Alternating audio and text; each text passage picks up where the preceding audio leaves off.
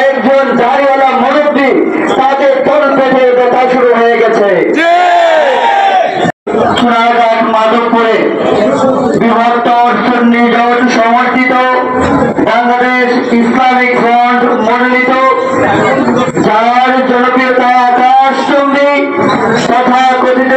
তথাকথিত হযরত মাওলানা পীর মুফতি গিয়াসউদ্দিন আত্তাহিরি হুজুরের মোমবাতি প্রতীকে আজকের এই পথসভায় আমার সামনে উপস্থিত আছেন সোনারঘাট মাধবপুরের সর্বসাধারণ সকলকে জানাই সালাম, আসসালামু আলাইকুম ওয়া রাহমাতুল্লাহ। আপনারা সবাই কেমন আছে? ভালো। আপনারা ভালো থাকলে আমরা ভালো। আমরা বিগত দিন থেকে আমরা প্রচারণা যখন মোমবাতি মার্কার, আমরা যখন মেটুঘর থেকে, বাগান থেকে, বস্তি থেকে আমরা প্রচারণা শুরু করি, তখন থেকে শুরু হয়েছে কয়েকটা গোষ্ঠী, কয়েকজন দাড়িওয়ালা মুরব্বী তাদের তল পেটে ব্যথা শুরু হয়ে গেছে। আমরা আরো দেখেছি যে আমাদেরকে এই মোমবাতি প্রতীকে এবং যারা সমর্থন করে, যারা ভোট দিতে, যারা আশা করেছে, তাদেরকে রোহিঙ্গা বলে আখ্যায়িত করা হচ্ছে। আমি তাদেরকে তাদের ভাষায় বলতে চাই, মেরা রোহিঙ্গা নেই হো, মেরা বাংলাদেশি হো।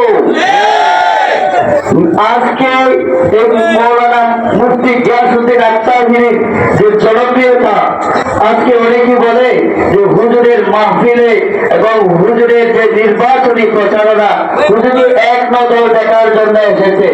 আমি বলছি যে তারা না, আগামী 5 বছর তাদেরকে হুজুরকে ধরে রাখার জন্য তারা এখানে এসেছে। আজকে যারা হুজুরের বিপক্ষে কথা বলছে, আজকে যারা হুজুরকে দিয়ে যারা কটাক্ষ করছে, আমি তাদেরকে বলবো, আরো তো অনেক প্রার্থী আছে, হুজুরকে নিয়ে এত সমালোচনা কেন? তাহলে বোঝা গেল দল মে কুছ কালা হে, তাহলে বোঝা গেল দল মে কুছ কালা হে, বোঝা গেল যে রাইতের ঘুম হারাম হয়ে গেছে।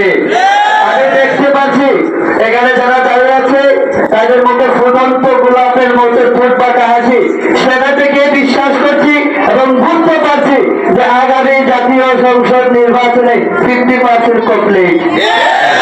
আর কত বাধা দিবেন? জনগণ বুঝে গেছে। আপনারা শত বিল্ডিংয়ে বসে, শীতাতাপ নিয়ন্ত্রিত কক্ষে বসে আপনি আশ্বাস দিয়েছেন সোনারঘাট মাধবপুরে সেবা করবেন, মেগা প্রকল্প আপনারা বাস্তবায়ন করেছেন, সেগুলো বেলকিবাজের কথা জনগণ বুঝে গেছে। আর কত করবেন? আজকে জনগণ আর ক্ষমতা পারে। আজকে লোকে দাঁড়িয়েছে বাক স্বাধীনতা তারা 24-এ করে অবদানে ফিরিয়ে এনেছে। সেই আশা এবং আকাঙ্ক্ষা এমনি ঘুরে যেতে পারে না। আজকে মোমবাতি এই পথসভা থেকে আমি একটা আশা এবং আকাঙ্ক্ষা করতে চাই, আমরা সবাই কাঁধে কাঁধ নিয়ে, হাতে হাত নিয়ে আমরা আগামী 12 তারিখ আমরা এই মোমবাতি বিজয় করে আমরা ইনশাআল্লাহ। এখানে আমি দেখতে পাচ্ছি 70% যুবক। আপনারা আর কত মুরব্বী দেখতে চান? আর কি আমাদের মতো তরুণ দেখতে চান না? যদি তরুণ দেখতে চান, যদি আমাদের মতো নৌজওয়ান দেখতে চান, তাহলে আগামী সংসদ নির্বাচনে মুফতি গিয়াসউদ্দিন আত্তাহিরি কেন সংসদে দেখতে চাই।